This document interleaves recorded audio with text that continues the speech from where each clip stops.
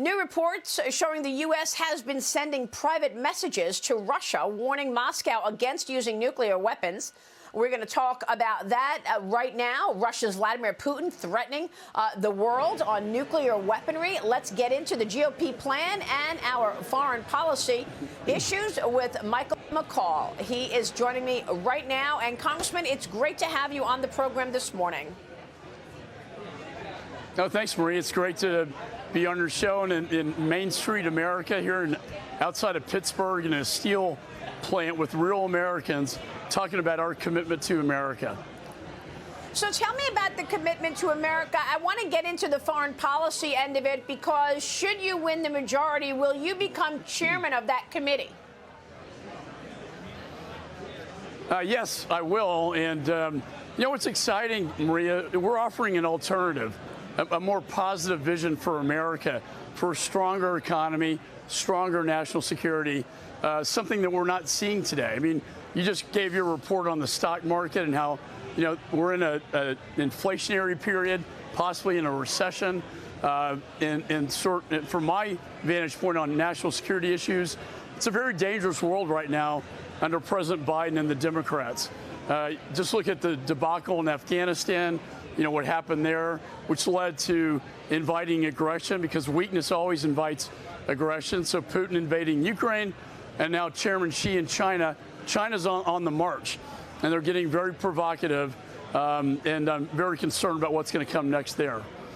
Yeah, I mean, look, I want to talk first about these economic issues, because inflation is the #1 issue in terms of the American people. But it seems that over the last couple of months, the Democrats did get a bit of a boost after the Dobbs decision. How important is that, do you think, in this upcoming election? You know, it's not what I'm hearing here in Pittsburgh or back home and where I live in Texas. It's just not an issue that really comes up a lot. I think that's more of a D.C. Beltway bubble thing. You know, that's really all the Democrats seem to have to talk about. We're talking about the real issues, the kitchen table issues that Americans really care about, and that is, how much does it cost when I go to the grocery store? How much does it cost to fill my tank up with gas?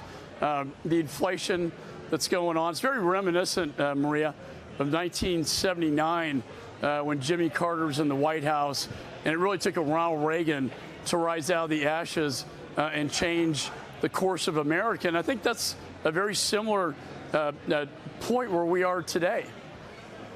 Well, Congressman, it's not just economic issues, but the foreign policy mistakes that this administration has made have, in fact, put America in a more vulnerable position, whether it be China on the march or Russia. We've got new reports showing that the U.S. has been sending private messages to Russia, warning Moscow against using nuclear weapons. Putin has threatened to use nuclear weapons again this week, calling for the activation of 300,000 reserve troops. Congressman, what do you think this is about? Assess the situation for us in Russia.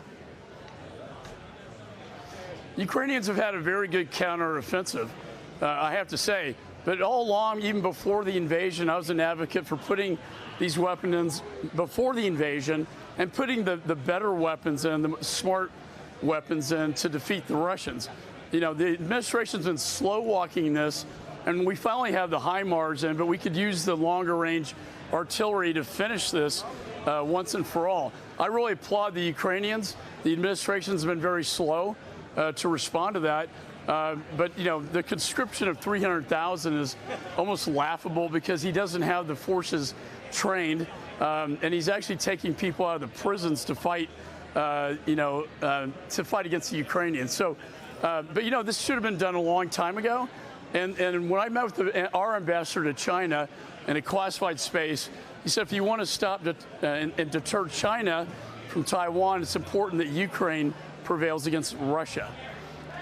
Well, I'm glad you mentioned that one element of taking people out of prisons. I mean, obviously, he doesn't have the wherewithal. This is such an important point that you make. But speaking of prisons, we understand that there are several countries that are unloading prisons, and they're coming to the United States at the southern border. Can you confirm that? Because border agents told me that they have intelligence that there are many countries unloading their prisons, and those prisoners are coming to America through the wide open border. Well, I do know out of Venezuela, there's a mass exodus into Colombia, and they come up because the border is wide open after this administration reversed the policies that President Trump gave to secure it. There's always been talk of prisons being let open and them fleeing up to the United States. That's a problem, Maria. We don't know what's coming in, right? We do know fentanyl's coming in, the #1 killer now of our children. But we don't know, like, the terror watch list, which I was always worried about as chairman of Homeland Security. And who is really coming in this country? We have no accountability, and it's the biggest human trafficking event of my lifetime. This is going to be a big issue, I think, in this midterm election as well, that we'll be talking about here today in Pittsburgh. Meanwhile, President Biden making an appearance on the world stage this week at the UN General Assembly. The video of him seemingly confused on stage. I mean, did you see this video? He was totally lost while on stage, getting a lot of attention there. He was also ending his speech that people were criticizing. Watch this. According to those who excavated those bodies, a roadmap eliminating global food insecurity, to eliminating global food insecurity. We urge the Venezuelan-led dialogue and return to free and fair elections. Thank you for your tolerance, for listening to me. Wow. Congressman, your thoughts on the UN appearance? Again, Maria, when you project strength, you have peace. When you project weakness like this, how could any country look at this performance and not think about weakness and maybe incompetence? And that is inviting this aggression that I've been talking about, from Putin to the unholy alliance with Chairman Xi, to now the Ayatollah in Iran, who they're still trying to cut a deal with, even though they're completely not reporting the undisclosed sites with the uranium. So this is really dangerous, quite honestly, because it's making the world stage a far more dangerous world. I mean, did we have to issue visas for the head of Iran to come to America to go to the UN General Assembly, right? The State Department issued a visa. And they also issued a visa for Sergei Lavrov. After all he's done in Ukraine, this administration, issuing a visa for him to come to the UN?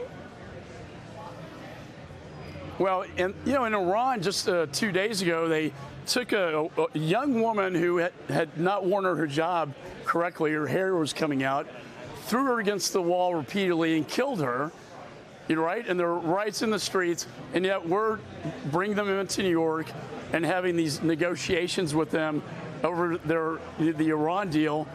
They have no intent of a peaceful nuclear energy program. It's a nuclear bomb, and we need to make that clear that we will not accept that.